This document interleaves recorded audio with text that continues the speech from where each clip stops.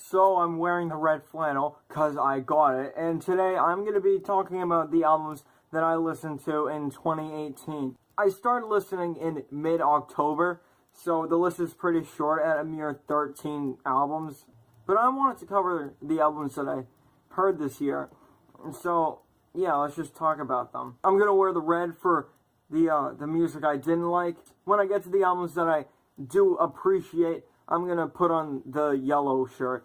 Yay! No! In last place, at number 13, we got the posthumous album from XXXTENTACION Skins. For the label to release this in this completely unfinished state is scummy. It's a cash grab in the strongest sense there could be. Not only is the music itself horrible and underproduced, the intentions behind this thing were really just to shut up the fans that are literally asking for more music from a corpse.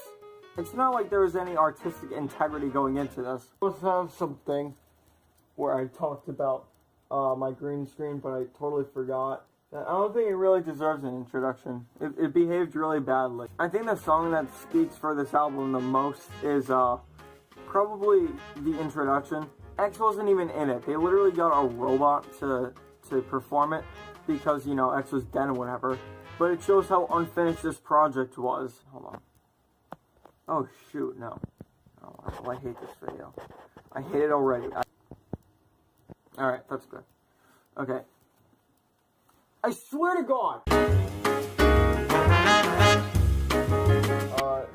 Number 12 is Lil Baby and Gunna's collaborative project, Drip Harder. There's not a single good track on this. This is just so boring. It's just bland beat with bland performance over and over again. The writing on this is horrendous, the beats are bland, and the performances are lackluster at best. When the best song on your album is literally called Drip Too Hard and is about as good as the title suggests, that's really saying something. This is like one of the most pretentious things I've ever listened to. This is the first album on the list that has a song that I actually like, and that is Natural. Other than that, this is complete garbage. Dan Reynolds is one of the worst vocalists of the decade. His sheer vocal ineptitude is best shown on the song Boomerang. Letting You Go. But that's not even the worst song. Most songs on this album have really bad production with awful mixing, and the writing is some of the most bland, pretentious stuff. You got songs like Machine. It's like this anthem of rebellion against nothing. I won't let you make me part of your machine. What this machine is, I have no clue. It could be charged by literally anything. It could be like a racial comment. It could be a political comment. Hell, it could be about your mom making you clean the dishes. Big jump in quality to 6ix9ine's Dummy Boy. This has like 2 songs that are okay, but they were both released before the album, those being Toddy and Stupid. I can lose my mind in those. But then you got songs like Fifi or Baby or Mala. Some of the guest verses are just garbage too. Like Kanye West on this is terrible. Nicki Minaj is disgusting. Then you got songs with like a little smoother production. It's not as hard hitting. But then, like, you realize this isn't 6ix9ine's style. Meek Mill's Championships. This was the hardest album to listen to. Meek Mill himself is not a terrible... I swear to God. Meek Mill himself is not a bad performer. He does bring energy, but almost every song is just slightly above average performance with no memorable lines over a subpar beat. For an hour long. There are a few standouts in more than one way. The one with Annual AA is pretty bad. The one with Drake, Going Bad, right. I like the beat to that, at least. The intro, pretty pointless sample of In the Air Tonight. It's really underused, too. Especially with the little do-do-do-do-do-do-do-do. Like, you should stop the song for that moment. That's like what it's supposed to be. And it's shoved in the background as he's rapping. That's how not to sample something. So overall, I didn't hate this album, but oh god. It took 3 sittings for me to listen to this whole thing. Not just because it was long, but it was just so boring. Last album before I move on to the Yellow Flannel is Metro Boomin's Not All Heroes Wear Capes. I actually didn't dislike this album. I was sort of iffy on it, but this album I feel is a little overrated. He deserves all the props he gets as a producer. These beats are good for the most part. Some of the beats are fantastic and even hold up some of the terrible performances like Space Cadet. Other times the beats don't hold up, like something with I don't know, Dreamcatcher maybe, where the beats just as slow and monotonous as the performances. That being said, not all the performances is bad. 21 Savage occasionally delivers. Travis Scott is consistently good on this record. This is pretty average, especially as something that's supposed to be a huge comeback. It kind of underperforms. Alright, it's time. It's time to move on to the 6 out of 10s. Rah! Rah! Let's move on to the Yellow Flannel. Whoa, Yellow Flannel, is that you? Yep, it's me. It's Happy Gurgs. And now it's number 7. The new Little Mix album, Little Mix 5. I will talk about the style of this album, because I like it. I like the harmonizations on this album. It happens a lot, and it sounds fun. It's groovy, danceable. I feel like the best songs are the ones that don't make a big deal about the whole gender thing. This album is really at its worst when it really points out too much that it's by girls and for girls. Like the song Joan of Arc is supposed to be this great girls anthem, but it really just feels like pretentious and forced. It's really hard to...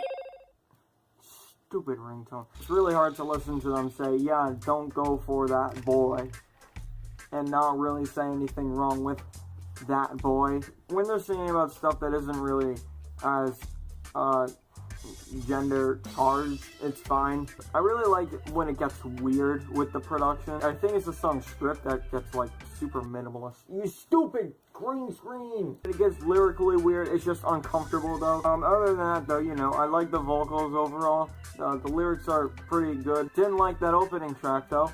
I think the Cheat Codes song was really awful. But other than that one EDM moment and the 2 acapella moments, I really liked it. Number 6 is Sun City by Khalid. This isn't supposed to be grand. This is a small side project, and I love it when artists do things like this, and they just try to put out music. They're not focusing on doing something grand and big. It's not an hour-long album. It's just a small, little, contained project. The music on Sun City is fantastic. The best songs are the more spacey, mellow ones like Better and Vertigo. I swear to God, after the filming of this video, I will never get the sound of tape peeling out of my head ever again. It's everywhere. Alright, anyway, yeah, I really like this album. Moving on.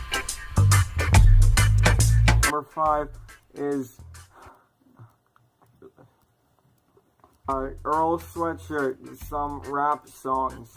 I feel like this album wasn't quite as good as everyone was saying it was, but I did like it. The first time I heard it, it really just felt kind of repetitive, but with a second listen, a lot of the samples that were used in most of the beats grew on me.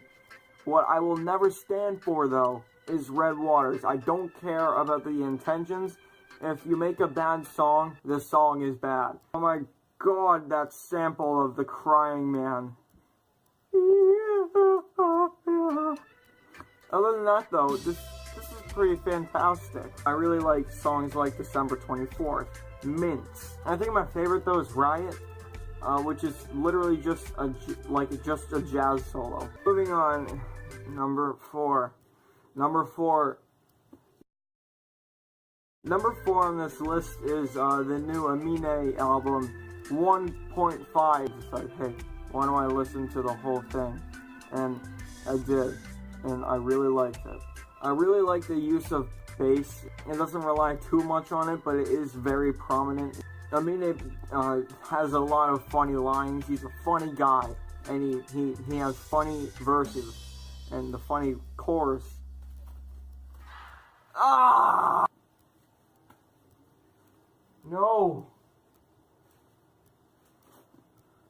I can put this back together. Everything will be just fine. I'll do it. That works. For the top 3 albums on this video, you're gonna have to buy the DLC. You pay $15. It's YouTube Red now.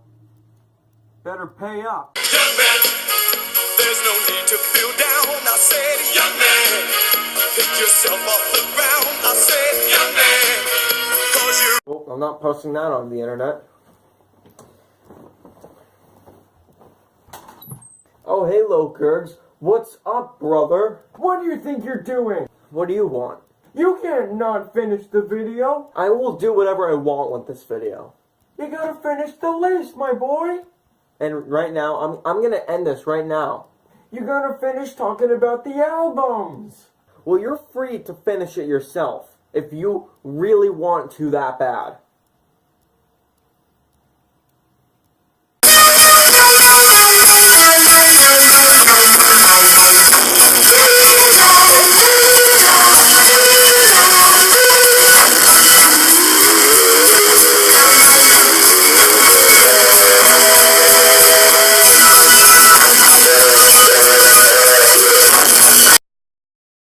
Okay, so as it turns out, I actually can't make videos, and Gurgly Turtle was right, so I guess it has to end here.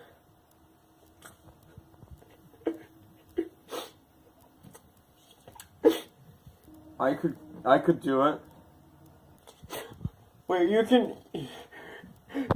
can finish the list for me? Yeah. Sure. Well, okay then. It'll be fantastic.